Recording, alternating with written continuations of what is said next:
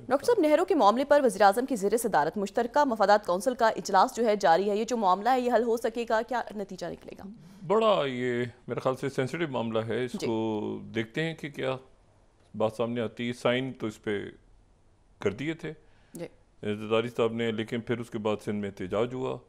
उनका कहना यह है कि पीपल्स पार्टी का कहना यह है कि उनके पास इख्तियार नहीं था, साइन कैसे हुए। बहरहाल ये उनकी तरफ से फिर 2 मई की शायद तारीख रखी गई थी, लेकिन आज फिर जी बुला लिया गया। तो कोई ना कोई इसका हल निकलना चाहिए। बहुत एहतजाज है सिंध में भी। और ये दूसरी जो बात है वो ये है कि इस तरह के मामला जो है वो बड़े सोच समझ के इनको जो है ना कि मतलब उन्होंने इल्ज़ामात लगे पंजाब हुकूमत पे, सिंध के, मतलब वो एक ऐसे ही एक मैन मेड क्राइसिस कर खड़ा हुआ। ज़ाहिर है एक ऐसा इशू है जिस पे सबको बैठ के सारे स्टेक होल्डर्स बैठेंगे और ये मामला हल हो जाना चाहिए। दूसरी जो बात है वो ये है कि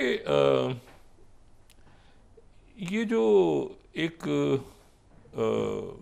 बहुत बड़ा एक तूफान खड़ा किया इंडियन प्राइम मिनिस्टर मोदी ने, प्याली में तूफान खड़ा किया। तो ये आखिर था क्या, ये एक बहुत बड़ा सवाल है। क्योंकि आज जो है वो तकरीबन एक हफ्ता हो गया। एक हफ्ता 22 तारीख को वाक़या है, तो 28 गुजर गई, तो एक हफ्ता गुजर गया इस वाक़े को। और पूरे मुल्क को, पूरे ख़त्ते को इन्होंने एक हिजान का शिकार कर दिया और जंग के दहाने पे लाके खड़ा कर दिया। और अभी भी शायद जो इनकी तरफ से बातें आ रही हैं इनके मीडिया की तरफ से, तो उसमें तो ऐसा लगता है कि जैसे पता नहीं एक बहुत बड़ी जंग यहाँ पे छिड़ने वाली है और यह छिड़ गई है, या पता नहीं कोई न्यूक्लियर वॉर हो जाएगी या क्या हो जाएगी। उस मुख्तलिफ सिनेरियोज भी डिस्कस हो गए हैं और इतने लाख आदमी उसमें मर जाएंगे और ये होगा। और मीडिया देखें तो आप एक परेशान हिजान का शिकार हो जाएंगे। और आज सुबह के इजलास हुआ और बड़ा एक सनसनीखेज इजलास, और उसके बाद एक अहम फैसला हुआ। और फैसला ये हुआ कि पाकिस्तान के जो है वो टीवी चैनल्स और यूट्यूब चैनल्स जो हैं उन पे पाबंदी आयद करके, इसको क्या नाम दे रहे होंगे, डिजिटल स्ट्राइक की गई है पाकिस्तान पे।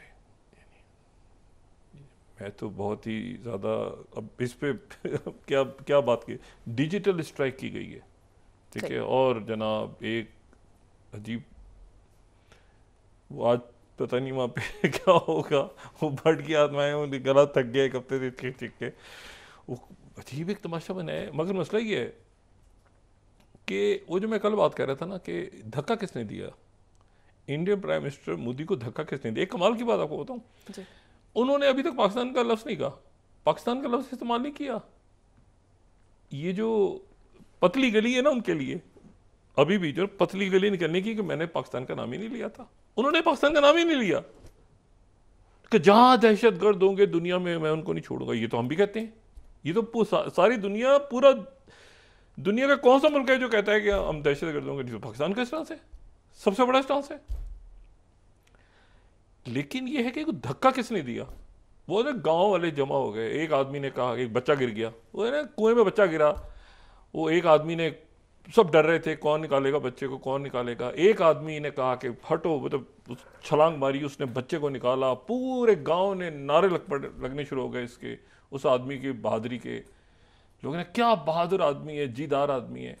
जब मजमा इधर उधर हुआ तो उसने कहा, बात सुनो, सारी बातें अपनी जगह, मुझे बताओ धक्का किसने दिया था कुएं का? तो इनको धक्का किसने दिया था, असल बात ये है।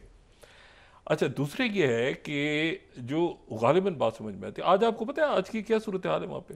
एक हफ्ता पहले जो वहाँ पे जो जिन्होंने दहशत गर्दी की बकौल इनके, हम तो पाकिस्तान में तो एक तासुर है कि फॉल्स फ्लैग है, और ये खुद ब खुद तय हो रहा है, ये तय होता जाएगा कि फॉल्स फ्लैग है। ये मैंने कहा ना, कल भी कहा था कि कफन से मुर्दा मुंह फाड़ के बोलेगा। उसकी वजह यह है कि आज एक हफ्ते बाद, आपको पता क्या, एक हफ्ते के बाद इलाके को घेर लिया गया। इलाके के अंदर वो कई जगहों पर जो है वो अभी भी आतंकवादी मौजूद हैं, उनसे दो बदू मुकाबला हो रहा है। वो फंस गए हैं। 2-3 मौके ऐसे आए जहां आमना सामना हो गया, फिर निकल गए वो। अच्छा, मैं अब इन्हीं की स्टोरी बैक करता हूँ। ये बिल्कुल दुरुस्त कह रहे हैं। इसका मतलब है कि वो इलाका इतना खतरनाक है कि वहां किसी को नहीं जाना चाहिए। वहां पर एक हफ्ते तक बकौल इनके आतंकवादी घूम रहे हैं, तो फिर तो वहां का रोकने किसी को नहीं करना चाहिए। वो तो बहुत खतरनाक इलाका है दुनिया का, उसको तो एक, मेरा ख्याल है कि यानी वो मैंने कल भी बात की थी ना, वहाँ पे तो बड़ी यानी दुनिया भर की जो काउंटर टेररिज्म फौजी हैं वो उतर के देखें भाई वहाँ क्या हो रहा है। एक एक इलाके में पता ही नहीं चल रहा, एक हफ्ते के बाद तक आतंकवादी घूम रहे हैं दरख्तों के पीछे, कोई दरख्त पे चढ़ जाता है, फिर नीचे उतर जाता है, फिर ये ऊपर चढ़ जाते हैं, फिर कोई खच्चर पे चढ़ जाता है मेरी। और इसी चक्कर में इन्होंने वहाँ पे हज़ारों की तादाद में मकानात यानी गिरा दिए। ना सिर्फ ये कि अच्छा वो किन के गिरा दिए, जो मिल नहीं रहे, जो मिल ही नहीं रहे, वो जिनकी शक्ल वो जो शुरू में इन्होंने वो बनाए ना, वो जो पेंसिल से तस्वीरें बनाई थी मुश्तबा लोगों की, वो जो स्केचेस पहले दिन आए थे, उनसे जिसकी शक्ल मिलती है, जिस आदमी की शक्ल मिलती है, उनके भी घर गिरा दिए, उनके जानने वालों के घर गिराते जा रहे हैं। और वहां पर जो है अब वो जैसे होता है ना, जो मैंने पहले कहा था कि ये नतन्याहू से मुतासिर कि वहां पर अब ये डेमोग्राफिक चेंज करने के लिए कि यहाँ ये था तो यहाँ दूसरे घर बनेंगे, क्योंकि वहाँ पे बिल्कुल आप देख के कि वहाँ पे जो मुसलमानों का घर है या कोई ऐसा शख्स भी जो कि इनके खिलाफ आवाज़ उठा रहा है तो उसका घर भी गिरा दिया। जिससे सवाल पूछ लिया कि आपकी सिक्योरिटी कहाँ थी भाई, उसका घर भी गिरा दो। अच्छा, उसके बाद तो वो एक पूरा जो है ना वहाँ पे एक इन्होंने ऐसा माहौल तारी कर दिया कि जिसके नतीजे में जो, अच्छा तुम बात करो, अच्छा तो नहीं, वो कांग्रेस पूरी गद्दार होके वो भी, अच्छा वो भी उन्होंने भी सब डरे सहमे हुए हैं कि पता नहीं कोई मारमून ना दे, वो ममता बनर्जी आगे पीछे रहे। लेकिन ये कितने दिन चलेगा? आज को पता नहीं कोई 155वीं बार इन्होंने वो राफेल के मुआहदे का फिर ऐलान कर दिया सुबह। वो कितनी दफ़ा हो चुका है, वो बार थोड़े दिन बाद एक राफेल का मुआहदा हो गया है फ्रांस के साथ, हो गया भाई, हो गया है ना। वो आपको पता है वहाँ क्या सूरत हाल है फ्रांस यूरोप के अंदर। एक तो ये कि बहुत अजीब सा है ये जो आज वहाँ पे एनर्जी का शटडाउन हुआ है पुर्तगाल में, स्पेन के बड़े इलाकों में। ये बड़ा एक वहाँ पे होता नहीं है इस तरह, इतने तवील देर तक, कई घंटों तक के लिए वहाँ बिजली टोटल ब्लैकआउट है वहाँ जो है उन इलाकों में। तो दोनों मुल्कों के बड़े खूबसूरत प्यारे मुल्क हैं, लेकिन मुझे नहीं पता कि कैसे वहाँ पे इतना बड़ा एक वहाँ पे एनर्जी शटडाउन है वहाँ पे। वहाँ जो सूरत हाल है वहाँ पर वो इस वक्त तैयारी कर रहे हैं, वो जो 150 बिलियन यूरोज़ का एक फ़ंड वहाँ बना था, उसके लिए वो तैयारी यूरोप के अंदर ये हो रही है कि आगे जाके अगर हम नेटो के अंदर मतलब वेपन्स को अपने लिए वो उन्होंने बनाना है। अब आगे हम अल्लाह ना करे कोई जंगें छिड़ें वहाँ पे उस खत्ते में, लेकिन ये कि वो यूरोप जो अभी तक बात हो रही है वो ये हो रही है कि उन्होंने अपने लिए बाहर नहीं भेजना उन्होंने असला फ़िलहाल, और वो अपने ही मुल्क में जो है वो फ़ंड की प्रेसिडेंट मैक्रोन और सारे जो केयर स्टेमर हैं बरतानवी आज़म, वो अपना वहाँ पे एक क्राइसिस क्रिएट है। तो ये बार इस दौरान जो है वो पुराने माहदे को रिपीट किए जा रहे हैं, राफेल, वो जिसके अंदर बड़े पैसों के स्कैंडल्स भी हैं उस मामले में, उसी को रिपीट किए जा रहे हैं, और तो कुछ भी नहीं हुआ। अच्छा, लेकिन मसला ये है कि फिर ये क्या था और फिर ये क्यों है और ये इसका मकसद क्या था और करना क्या चाह रहे हैं? यहाँ पे कोई मज़ीद जंग छेड़ना चाह रहे हैं, कोई बड़ी जंग छेड़ना चाह रहे हैं, कोई इसके नतीजे में मतलब अब वो कहते हैं ना बारे सबूत इनके ऊपर मुल्ज़िम पे आयद हो गया कि बताए कि भाई ये क्या चाहते हैं, क्योंकि ये दोबारा जा रहे हैं जो इंडियन प्राइम मिनिस्टर मोदी, वो दोबारा जा रहे हैं बिहार, फिर जलसे से खिताब करने जा रहे हैं, इंतखाबी जलसे से। और वहाँ पर जो एक इनका है खेलो इंडिया यूथ गेम्स हो रहे हैं बिहार में, तो उसका ये इफ्तिताह करेंगे अगले चंद दिनों में। तो कहीं दूर तक नाम नहीं है, उसका जिक्र है ही नहीं कि वो कुछ, अच्छा ये कहेंगे कि मैंने तो बात नहीं की थी, मैंने कब कहा था? मैं तो कहा था दहशतगर्द और होगा कोई ये वो सारा, मैंने पाकिस्तान का नाम कब लिया था इस तरह की? क्योंकि अभी तक इनकी तरफ से कोई नाम नहीं आया। अब इकदाम हमने कर लिए, ऐसे हो गया, यूट्यूब चैनल बंद हो गई होगी, नाम इनकी तरफ से नहीं आया। मैं इस तरह के अल्फाज इस्तेमाल नहीं करता किसी भी शख्सियत के बारे में, लेकिन मैंने जो लफ्ज़ इस्तेमाल किया था ना, चिकन आउट, कि चिकन आउट हो जाएंगे, चिकन आउट, ये लफ्ज़ मतलब है कि ना इस प्रोग्राम के हवाले से ये जो है ये किसी तरह से मुनासिब है, लेकिन मैंने कहा था क्योंकि इसके अलावा कोई लफ्ज़ नहीं था कि चिकन आउट होंगे इसमें से।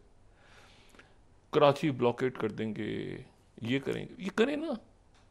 अब आपको पता है कि पाकिस्तान की जो रेडीनेस है, और ये इनकी वजह से नहीं हो रहा, ये तो छोड़ दें, पाकिस्तान वैसे ही जिस टेररिज्म का शिकार है, चाहे वो बलूचिस्तान के मामलात हों या वो खैबर पख्तूनख्वा के हों या बाकी हों, उसमें पाकिस्तान ऑलरेडी हाई अलर्ट है।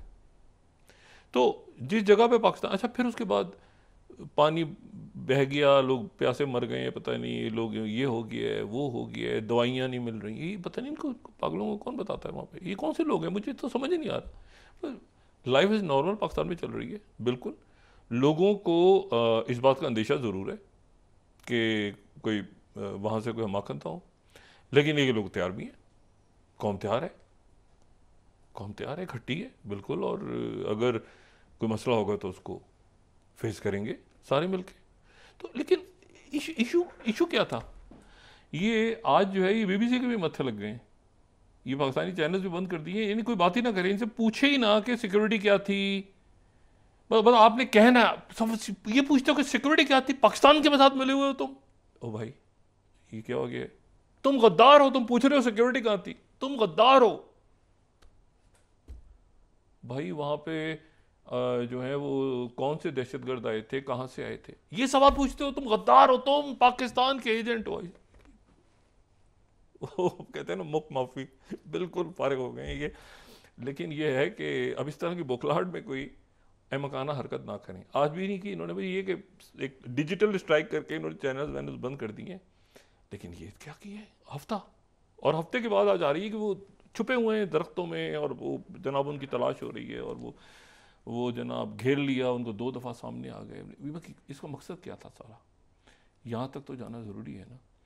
और पाकिस्तान की तरफ से जो बात हुई थी कि आप एक इंडिपेंडेंट इंक्वायरी करवाएं इस वाक़े की, अच्छा ये बहुत ज़रूरी है, इस वाक़े की इंडिपेंडेंट इंक्वायरी इसलिए ज़रूरी है, इंडिपेंडेंट इंक्वायरी, क्योंकि अगर तो इन्होंने अपने लोगों को खुद कत्ल किया है तो फिर एक बहुत बड़ा वाक़या जन्म लेता है, ठीक है, और उसको इन्होंने किसी ऐसे प्लान का हिस्सा बनाने की कोशिश की है जिस पे अमल दरामद ये नहीं कर पाए उसके बाद, तो फिर ये बहुत बड़ा मसला खड़ा होगा। और इसीलिए पाकिस्तान ने इंडिपेंडेंट इंक्वायरी का मुतालबा किया है। किसी से करवा लें, वो रशिया से करवाएं, वो किसी अरब मुल्क के लोग आ जाएं, वो अमेरिका से करवा लें, किसी से करवाएं, तो एक इंडिपेंडेंट इंक्वायरी किसी से करवा लें।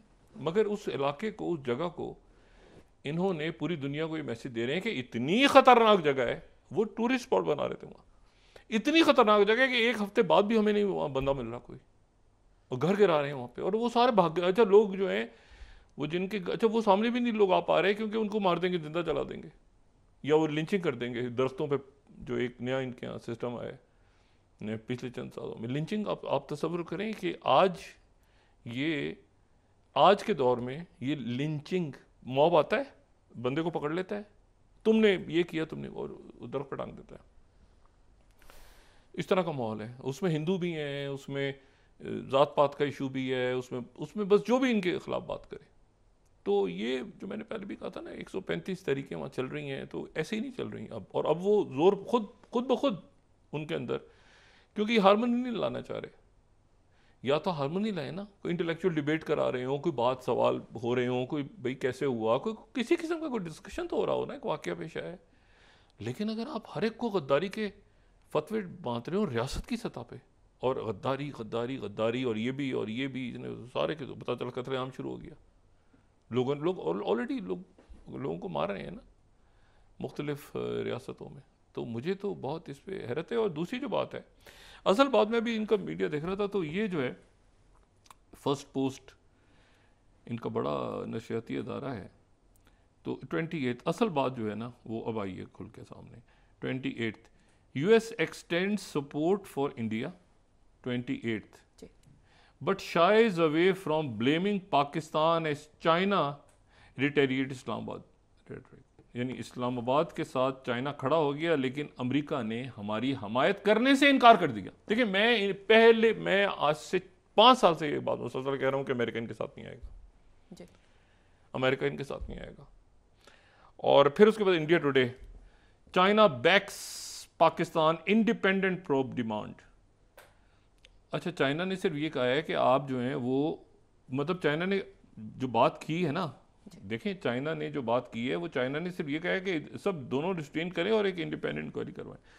Times of India 30th, China Times of with ironclad front Pakistan against India.